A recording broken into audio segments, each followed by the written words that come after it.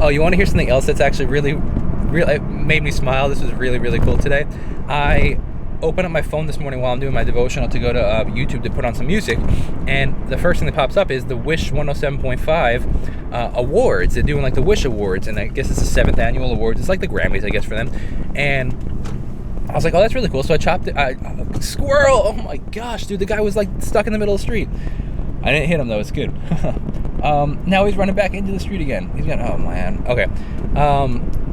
So I popped in, there was like 35,000 people watching, and I put a couple comments in there. This is really cool. People like, oh my gosh, Jacob Restituto's in the chat, or like they like, oh, I see Jacob Restituto. Like the fact that people knew who I was wild. That's never happened before.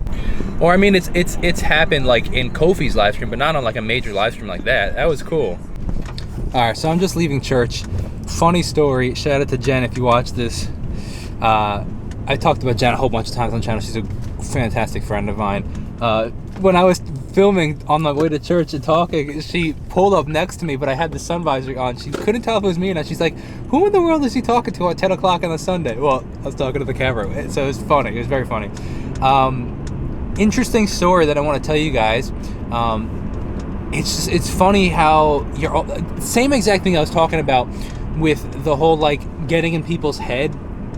Some of the main reason that I get frustrated or stressed or whatever, I feel off when a video doesn't do well. Not feel off like emotionally, but like have quote unquote bad feelings, and I'll get into it. I'm realizing they like quote unquote misdiagnosed feelings. It's really this level of insecurity and embarrassment, thinking to myself, what happens if a friend of mine or anybody, a friend, a subscriber, a potential sponsor, anything like that, goes and looks at my channel and sees, oh, you know, he's got 120,000 subscribers, but this video only got 120 views. What's up with that? And it's just funny, like, that I'm imposing that thought into people's head. Where somebody came up to me, and like several people have like said this throughout like the weeks or the year or whatever the case, but particularly somebody came up to me, and actually shout out to Rich. If you watch the Drinking with Jacob and the Navy vet, that's the guy, a good friend of mine. He was in my wedding party. He said, like, he's like, man, like, you know, we were talking in the group. He's like, Jake's been crushing YouTube lately, and he was like, yeah, my sister showed me a video of you and your mom doing some sort of like talking about music. He's like, yeah, you had all these, like, you had 500 comments and all this. So it's funny, like, they see that stuff and are impressed. And not that I'm even trying to impress them in the end, but I am human, and I think that we all struggle with insecurity, and recognizing it to try to mitigate it is the key. Because I don't want to do it in this. I'm not doing it to impress them. I'm not doing it I do my stuff to do me. But now that the channel has grown, I've talked about this a couple times. Now that the channel has grown, one of the things that I preferred about having a smaller channel is the fact that none of my friends cared. So I was able to post whatever I wanted and not have to care about if they saw it or not. Now they see it, and I'm like, but it's something I need to work through. It's just honestly like an insecurity, but like right there is just a good proof that like he doesn't care about like the fact that there's 120 views. He's more impressed with the fact that it's, you know, whatever. So it's just, like I said, it's not even about them caring about their opinion. It just helps even more so me get out of my head of trying to get into their head, if that makes sense. So Jamie and I are having some friends over today for like a murder mystery game. Have you ever heard of one of these things? They're pretty cool. They are like this, like, see, there's two ways you could do it. You could like all have like an assigned part where you all like, you know, you're all a part of the characters and you got to figure out who the murderer is. But with like me and my friend Anthony, and like we ain't reading our parts and like memorizing who we are and stuff.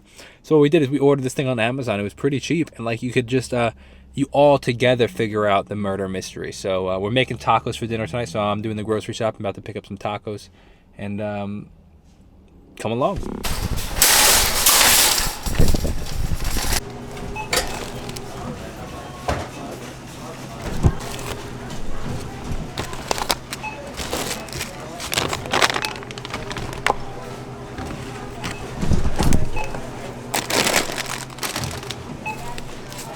Let me show you guys what we got. We got some really good stuff. Let me show you.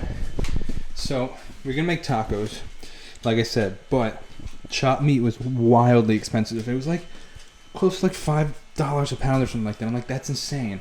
And like store brand chopped meat is like not that good of quality. So here's what we're doing. I got a rotisserie chicken. This doesn't look that great right now, but it will be. Trust me. Got a rotisserie chicken. Ripped it all apart. Seasoned it. Now it's marinating in oil and some orange juice. I made some. Got some chicken, like actual wings, and then cut them all up and then seasoned them. Because they come with like that 3-part wing. You cut off the tip, and then get the wings. I was going to do them in the air fryer. We're going to make buffalo wings with these. These are going to be spicy buffalo wings. Let me show you this now. We're going to start cooking. This right here is like, holy moly. Kind of Asian style marinated pork that we're going to do. And then this is steak.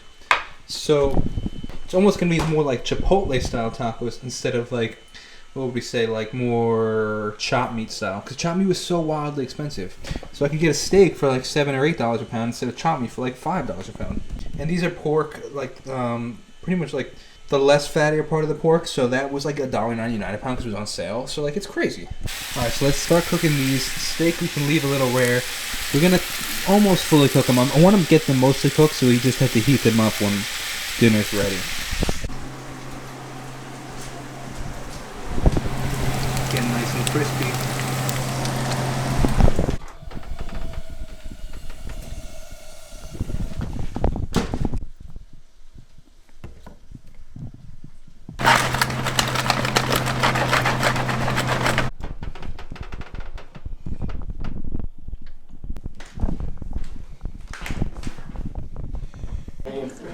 He was with her also.